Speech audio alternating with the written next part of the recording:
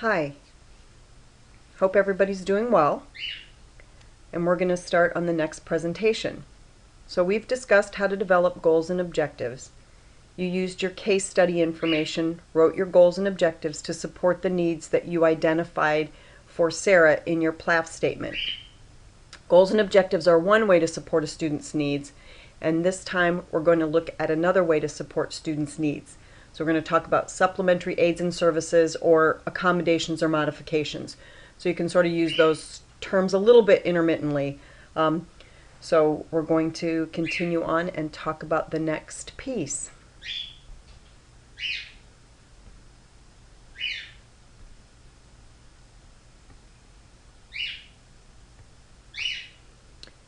So where have we been? The PLAF is developed based on assessments and other information from educators, parents, etc. Then the team decides how to support all of the student needs identified in the PLAF.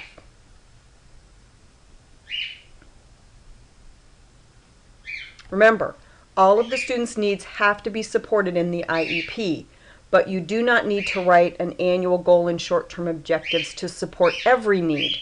You do not need to provide accommodations and modifications for every need. You do need to check the PLAF statement when the draft IEP is completed to make sure that all of the students' needs have been supported somewhere in the IEP. You do need to make sure you are not providing support for needs that are not identified in the IEP. This is very important information to remember. The team needs to use all of their information about the student to determine the needs of the student. Once that is done, the IEP team must support all of the students' needs somewhere in the IEP. I've only identified the sections we've completed or are working on this week: goals and objectives and accommodations and modifications. There's going to be other parts where you can support the students' needs that we're going to talk about in the next couple weeks. A student's reading need may need to be worked on through goals and objectives. There may need to be more support in this area and more checks to make sure that the student is making progress. Maybe the student does need specific goals and objectives. For example, a student that has memory issues or processing issues and cannot remember basic facts and retrieve them quickly in order to complete in-class assignments. That student would not need to spend time working through goals and objectives to practice the math facts and be able to recite them, etc. They may only need an accommodation to support them. Maybe they can be out in the gen ed classroom if they are allowed to use a calculator to do their calculations. Like not the entire process, say, for an algebra class, but to do the calculations, because maybe it takes them longer than most students to complete the information. This student may need the accommodation throughout his time in school, something that is determined at the IEP review based on data that's provided with the student using the accommodation throughout the year. If the student can learn and retain the facts and retrieve them quickly, but is just working on learning them, then that student may need to have goals and objectives as they need specialized instruction in this area. However, it's important to keep them out in the regular ed classroom while this is happening. They may also need an accommodation. The use of a calculator while they are working on the goals and objectives. Once they work through the goals and objectives, they may no longer need the accommodation of the calculator. Once again, that's a determination that will be made by the IEP team as you go through and do the annual review of the IEP, because you're going to look back at the data.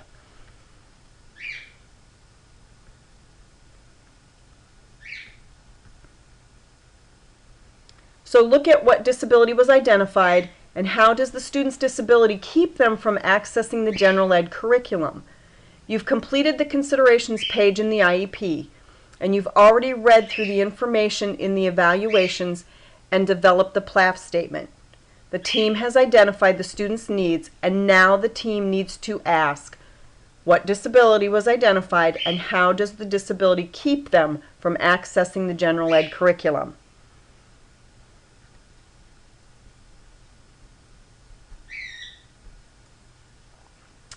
Many factors affect a student's success in the learning environment. Their experience, their prior knowledge, students' interests, their motivation, what kind of family supports do they have, their emotional maturity, their age, their abilities, and their disabilities. Think about some of these factors and how they may, in isolation or in combination, create difficulties for the students.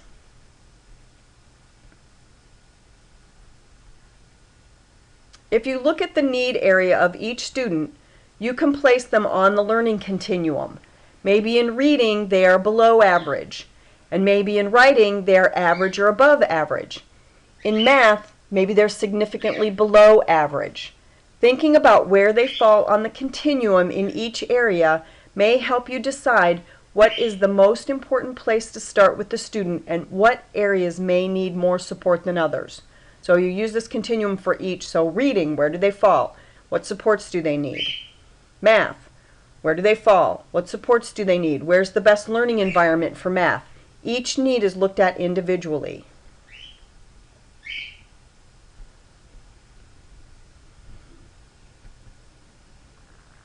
Once you've placed the student on the continuum, look at what the barriers are that are making learning difficult for the student.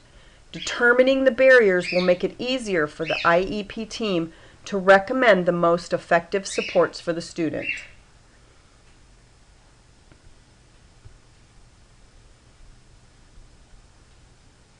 So here's some barriers to success. The difficulty of the task, the way they have to respond, where are they learning, what kind of language do they have to do it oral, is it written, how long can they do it, the timing demands, how long do they have, and their pattern of errors. So do they do a lot of errors if they have to do it independently or in a group setting? When students take tests or are checked for achievement, they may not do well for a number of reasons. They may know the information but have difficulty getting the information back out.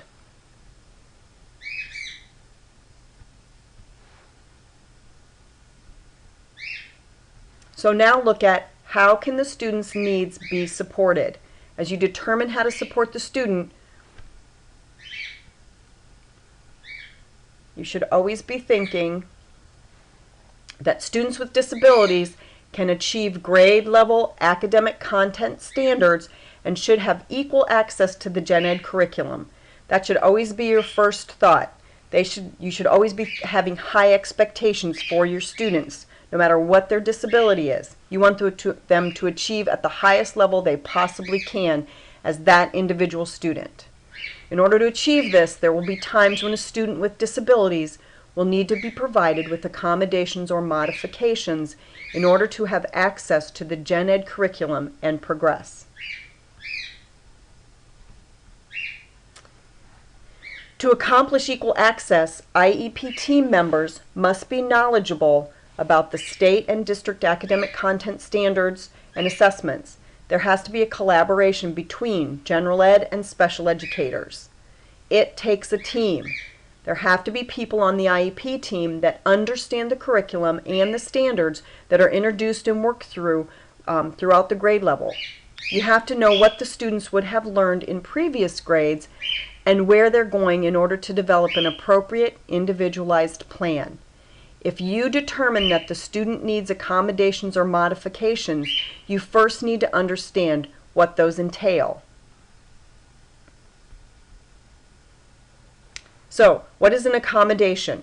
It means to render, fit, suitable, adapt, adjust, reconcile, or provide room for. So here's some information about accommodations that's important for you to know. It's important to remember that accommodations do not change the knowledge content that the student has to have. Accommodations do not alter or lower the standards or expectations. Accommodations change how a student accesses information or demonstrates learning. Accommodations allow a student to participate in the typical learning activities while compensating for weaknesses. Accommodations should always be considered before modifications.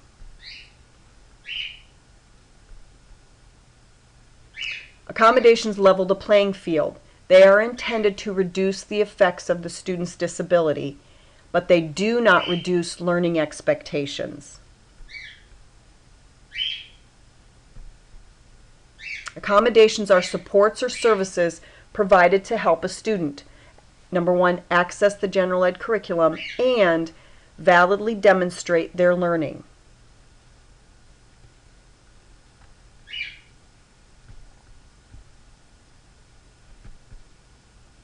What are accommodations? Accommodations are practices and procedures in the areas of presentation, so how's the information presented, the student's response, the setting that the student is learning in, and the timing and schedule, like how quickly do they have to get something done, that provide equitable access during instruction and assessments for students with disabilities.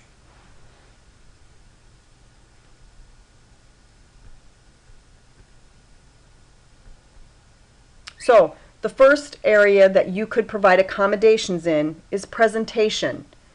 This allows students to access information in ways that do not require them maybe to visually read. They give alternate modes of access like auditory, multisensory, tactile, and visual. So you could give an oral presentation, or you can, and as you're talking, you can put slides up. The student can be using manipulatives at their desk and use tactile, multisensory things to gather the information that's being presented. So accommodate how the information is presented to the student.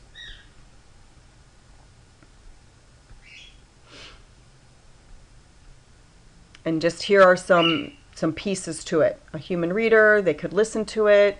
A descriptive video, they may have to have it in Braille. So how is the information presented? The next one is response.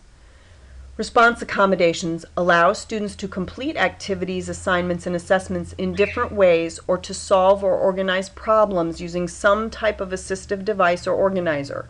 Students may have speech issues or behavior issues that make it difficult to answer in typically expected ways.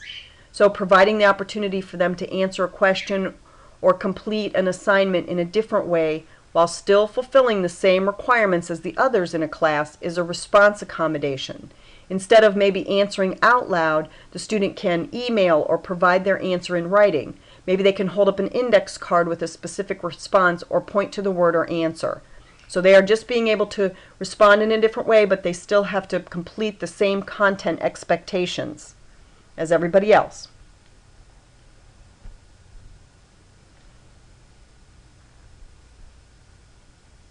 So you can allow the learner to dictate answers to a scribe or a person, and maybe they can use a calculator. They have to use a touch word processor, or maybe they do a video presentation of their work.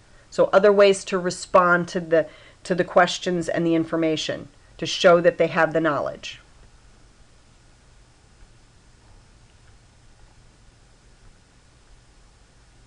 The student may need, so the next one is setting accommodations. Where this information is being presented. You may have to change the location in which information is presented, or a test or assignment is given, the conditions that the assessment setting. So like they may need preferential treatment, they may have sensory needs that need to be accommodated, they may need to have a quiet setting. The student may need to sit in a desk in the front where the teacher can more easily attend to the student to keep them focused. They may need to take tests in a quieter setting, possibly the library or special ed room, as the distractions in the classroom may make it difficult for them to attend and answer. But if they have a quieter setting, they do just fine. There may need to be lighting changes made for students with sensory needs. They may need to go to a room where lighting can be dimmed or toned down for them, or where the noise can be eliminated with the moving of the desks and the chairs. So that's a setting accommodation.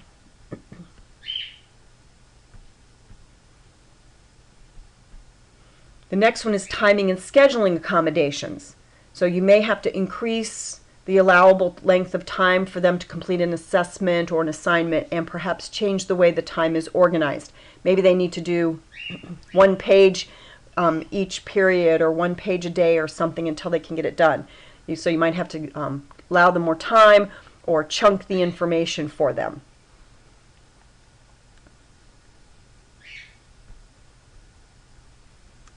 So here's some examples. Extend the amount of time, allow the student to complete it in chunks. So the four categories that you can accommodate their learning are how the information is presented. And here are some examples. How they respond, how they're allowed to answer and present the content that you're asking them to give back. The timing and scheduling, and it may be your pace or speaking, you have to slow down, time to complete tasks, those kinds of things. And the setting, where the information is presented or where they're asked to do the assessment, where you're gathering their knowledge.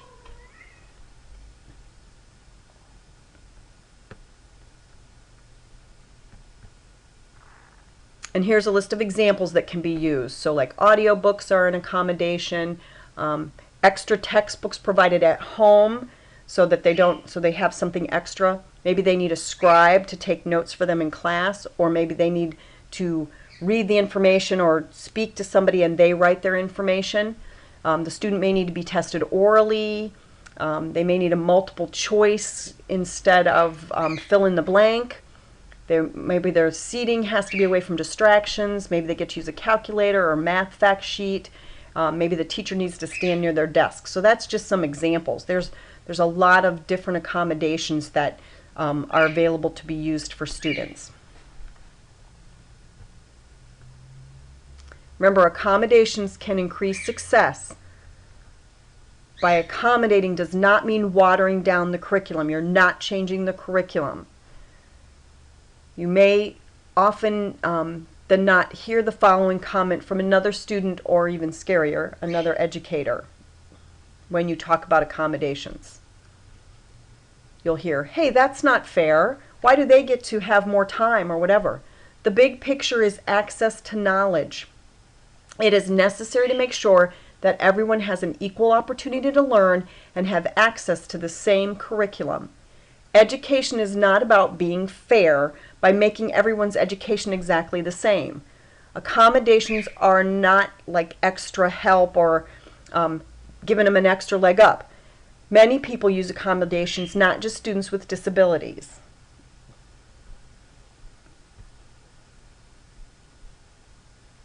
So some people have these accommodations. They have to have glasses because you have to be able to read the page. You need a hearing aid because you can't hear. It's magnifying the sound. You may need a calculator because you can't do it in your head. People use accountants. People get grace periods to pay their bills later because they can't always make the timeline. Spell check on a computer is an accommodation. Post-it notes to remember things. Electronic planners with alarms to remind you to do something. People that play golf get golf handicaps, bowling handicaps. People use step stools because they can't reach a shelf. Those are accommodations. Like because I'm shorter, I have to use a step ladder sometimes to get up on to reach the same shelf that somebody else does. But the step stool's only equalizing it. It's not making it any easier for me. It's allowing me access to the same thing. So that's what an accommodation is.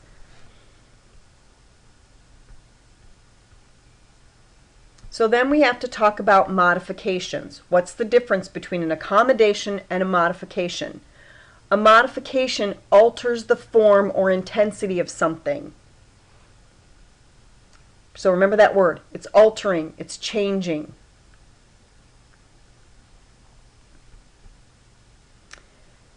Modifications change the expectations for the learner. That's why you always try to use an accommodation first. The accommodation is allowing the student access to the gen ed curriculum. The modification is allowing the student to remain in the gen ed classroom. That might be the least restrictive environment that you might have to consider. But the difference is between the accommodation and modification. An accommodation just makes the learning accessible. A modification is changing the learning outcomes for the student. If a student has difficulty with math, they may have a processing problem and it takes them extra time to maybe do a 2-step math problem. The student can do the work, it just takes them 2 hours to do 20 problems, where another student would be able to complete the assignment in less than an hour. So the barrier for the student is being able to work through the problems and complete the same amount in a reasonable time period.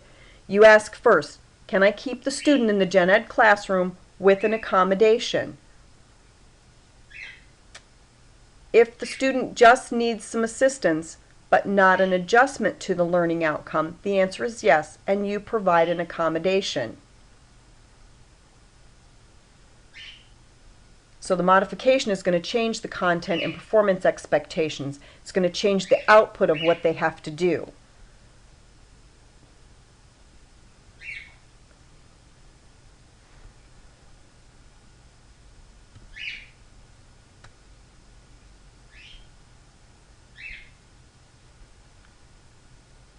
So here are some examples of modifications.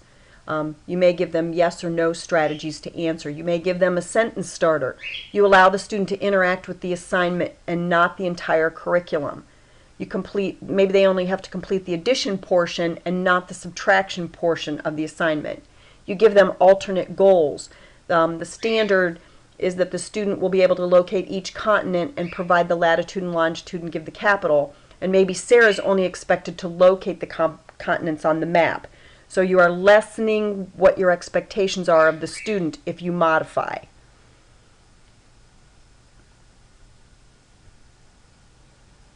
So when deciding on accommodations or modifications, remember to use information obtained from the PLAF. Make decisions based on the student's need. Can the student remain in the regular ed classroom if an accommodation or modification is provided? But you always look at accommodations before modifications. You ask, can the student remain in the gen ed classroom?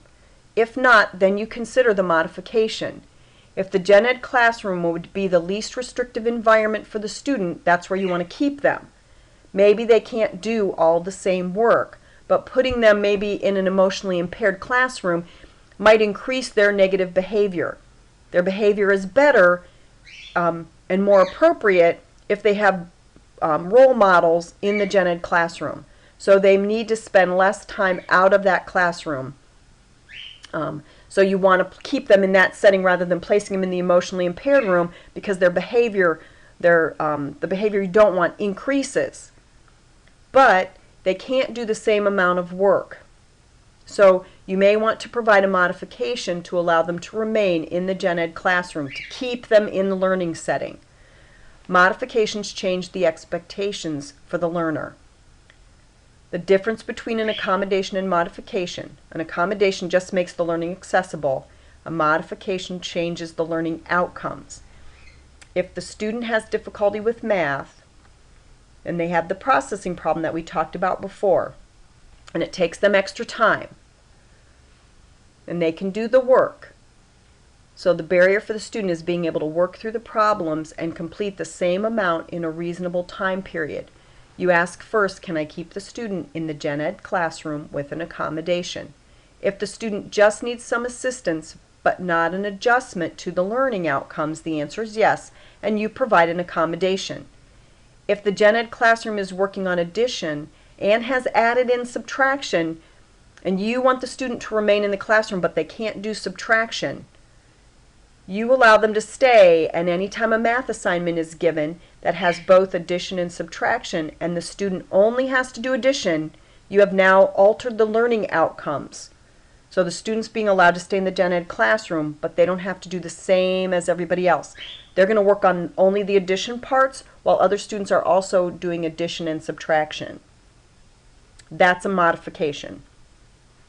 So then when you do the test, the student only has to do the addition portions of the test, not the subtraction.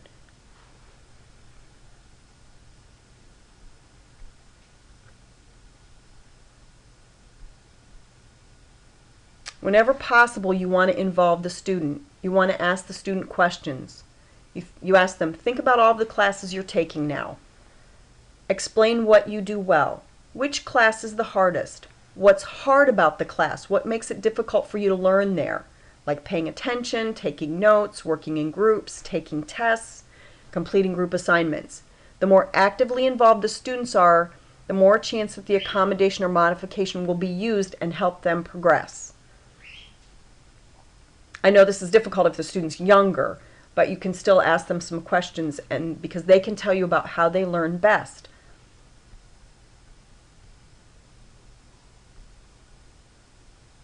So as you're thinking about the accommodations and modifications, of course there are regulations. And this regulation explains what has to be included in the IEP and the purpose for that.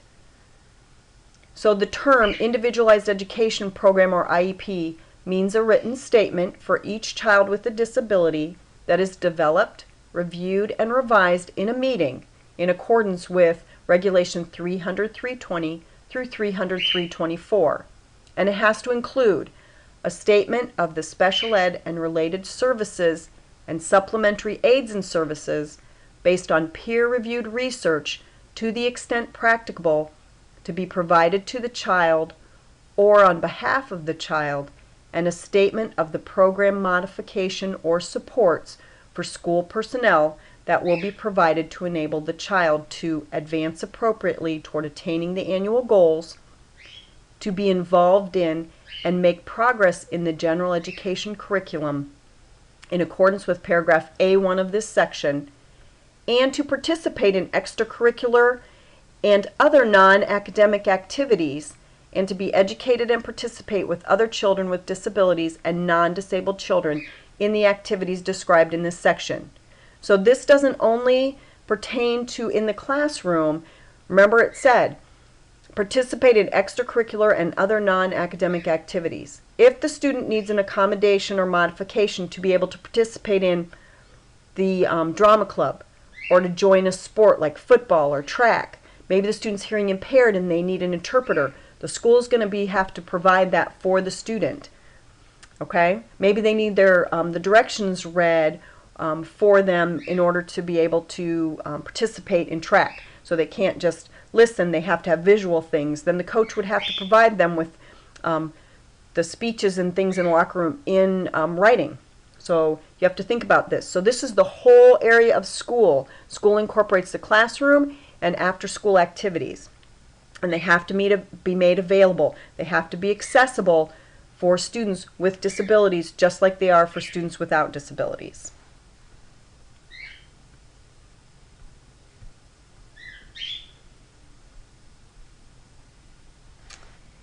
It also says that they have to accessibility of the child's IEP to teachers and others.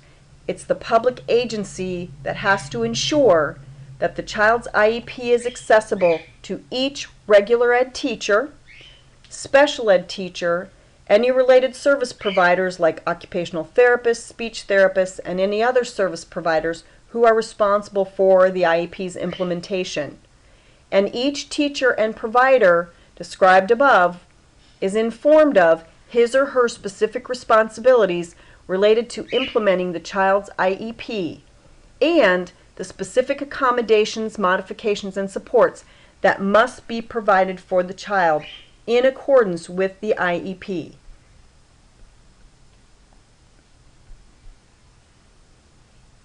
So it is the school district's responsibility to make the IEP available to all of the educators that have need to have the student's IEP.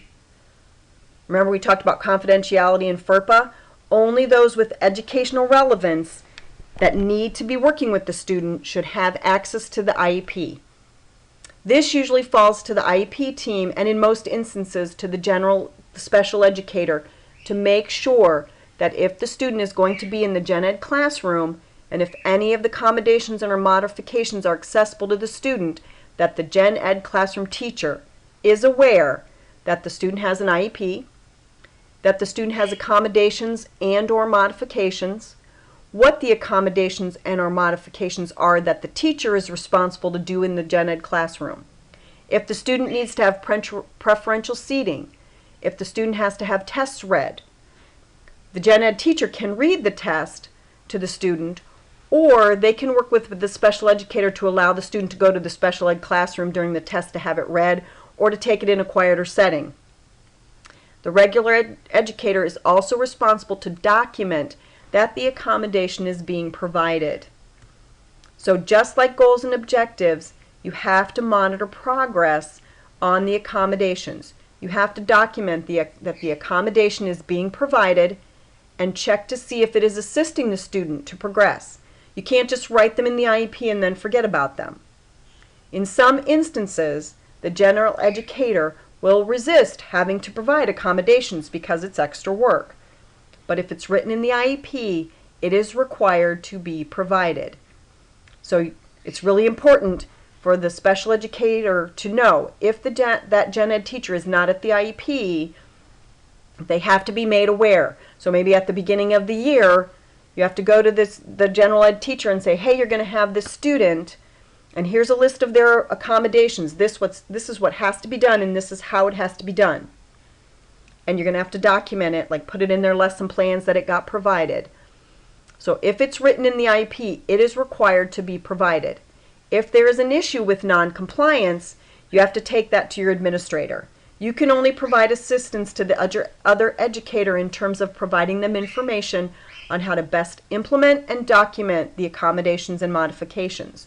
You can't be the enforcer when it comes to making them comply. That's the administrator's job. So if they don't want to do it, you have to take it to the administrator and let them know about it.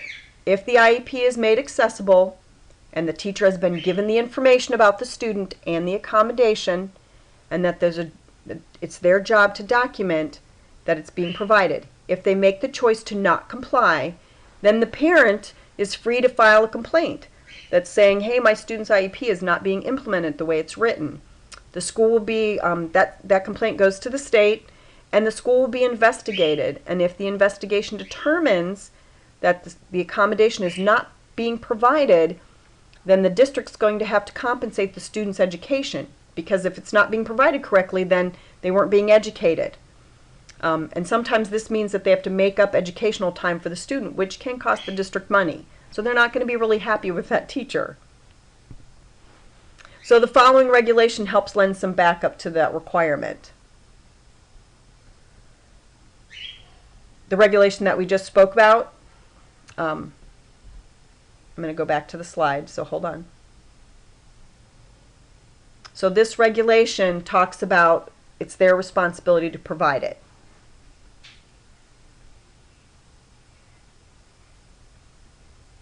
So remember, general educators are responsible, and you can't say, I'm not going to do this. So then, once the accommodation has been done, you have to decide when you review the IEP whether or not you're going to continue that accommodation. Just because an accommodation gets written in once in the IEP doesn't mean the student's going to always need it. You have to review the data. So remember, the teacher is supposed to be collecting data each time the student uses it, okay? So you're going to look at the comments, student comments, their progress, and the effectiveness of the accommodation. Does it need to be continued? As we discussed in the last slide, the provision and use of the accommodations must be documented. It depends on the location of the accommodation as to who's responsible for documenting that and how the student is progressing. So if the accommodation is supposed to be done in the gen ed classroom, the teacher should be keeping track of it. Once the decision to provide a student with an accommodation or modification is made, remember, it doesn't mean that they'll always need it. If a student needs to have their test read through the school year, and towards the end of the school year, the student says, oh, I don't need to have this test read. All you can do is offer the student. You can say, hey, you can take your test out. If the student chooses not to do that, the teacher should document it and then document the grade for the test so that you can keep track of that. The student may no longer need the accommodation. So if they say, hey, I don't need my test read, and they get an A or B or C, they're passing and getting the information.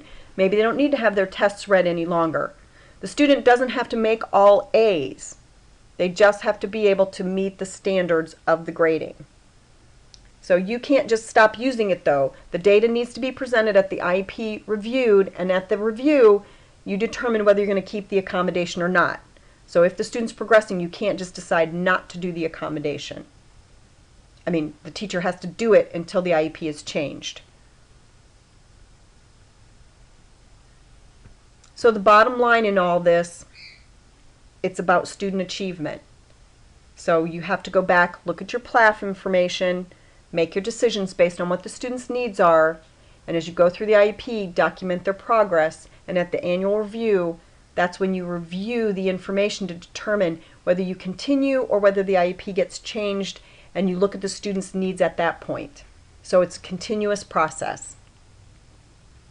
So if you have any questions about accommodations and modifications and you want to talk through it, just make sure you contact me and we can review anything that you weren't clear on.